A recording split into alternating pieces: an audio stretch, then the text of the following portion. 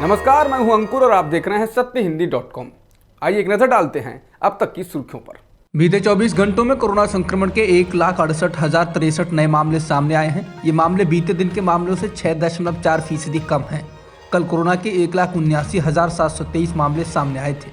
बीते 24 घंटों में 277 लोगों की जान गई है। जिन 5 राज्यों में सबसे ज़्यादा मामले आए हैं उनमें महाराष्ट्र में 33,470, पश्चिम बंगाल में 19,286, दिल्ली में 19,166, तमिलनाडु में 13,990 और कर्नाटक में 11,698 लोग संक्रमित हुए हैं। दिल्ली डिजास्टर मैनेजमेंट यानी डीडीएम ने कोरोना के बढ़ते केसों के मद्देनजर आज कोरोना प्रोटोकॉल और सख्त कर दिए। इसके तहत दिल्ली में सभी रेस्तरां, बार बंद कर दिए गए हैं। सिर्फ टेक अवे की सुविधा मिलेगी।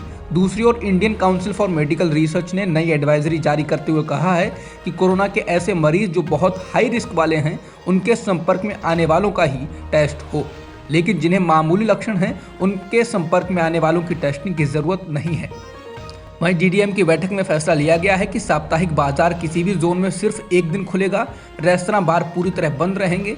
टेक अवे की व्यवस्था बाहर से होगी।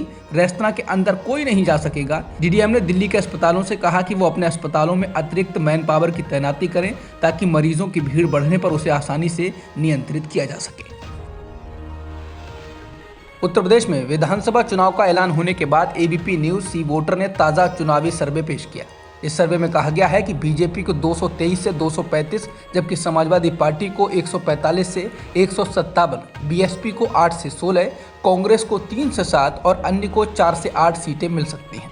सर्वे ये साफ करता है कि उत्तर प्रदेश में सीधा मुकाबला बीजेपी गठबंधन और समाजवादी पार्टी के गठबंधन के बीच है। उत्तर प्रदेश में प्रत्याशियों के नामों को फाइनल करने के लिए दिल्ली में आज बीजेपी के दिग्गज नेताओं की बैठक होगी। बीजेपी की 24 सदस्यों वाली उत्तर प्रदेश की चुनावी कमेटी की सोमवार शाम को भी लखनऊ में बैठक हुई और इसमें प्रदेश अध्यक्ष स्वतंत्र देव सिंह, मुख्यमंत्री योगी आदित्यनाथ, उप मुख्यमंत्री केशव प्रसाद मौर्य और दिनेश शर्मा सहित तमाम बड़े नेता मौजूद रहे। इस बैठक में उत्तर प्रदेश के पहले व दूसरे चरण के लिए 113 सीटों पर उम्मीदवारों के नामों को अंतरिम रूप दिया गया। दिल्ली की बैठक में भी तमाम बड़े नेता शामिल रहेंगे। बताया जा रहा है कि 15 या 16 जनवरी को पार्टी इन दोनों चरणों के लिए उम्मीदवारों के नामों का ऐलान कर सकती है।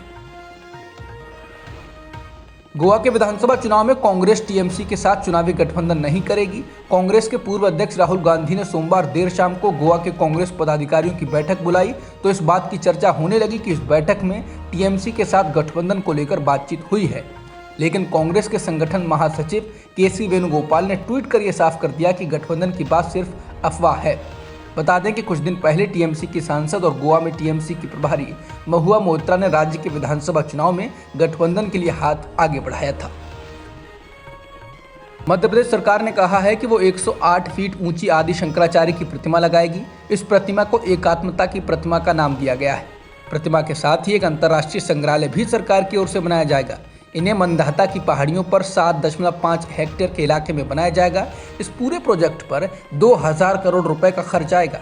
विपक्षी दल कांग्रेस ने इस पर कहा है कि राज्य बहुत बड़े कर्ज में डूबा हुआ है। इसके अलावा नर्मदा नदी के किनारों पर गुरुकुल और आचार्य शंकर इंटरनेशनल अद्वैत वेदांता संस्थान भी बनाया जाएगा। बता दें, राज्य सरकार पर अभी 2.5 लाख करोड़ रुपए का कर्ज है। कांग्रेस ने मांग की है कि राज्य सरकार इस कर्ज को लेकर श्वेत पत्र लेकर आए। कांग्रेस नेता जीतू पटवारी ने कहा है कि शिवराज सरकार लगातार कर्ज ले रही है। नागालैंड में विवादित कानून अफसपा को हटाने की मांग को लेकर एक बार फिर लोग सड़कों पर हैं। नगा समुदाय के हजारों लोगों ने सोमवार से दीमापुर से लेकर नागालैंड की राजधानी कोहिमा तक 70 किलोमीटर का मार्च शुरू किया। इन लोगों की मांग है कि अफसपा को खत्म किया जाए। नागालैंड में 4 दिसंबर को हुई फायरिंग के बाद से ही माहौल तनावपूर्ण है और लोग अफसपा को हटाने की मांग कर रहे हैं। फायरिंग की घटना में 14 नागरिकों और सेना के एक जवान की मौत हो गई थी।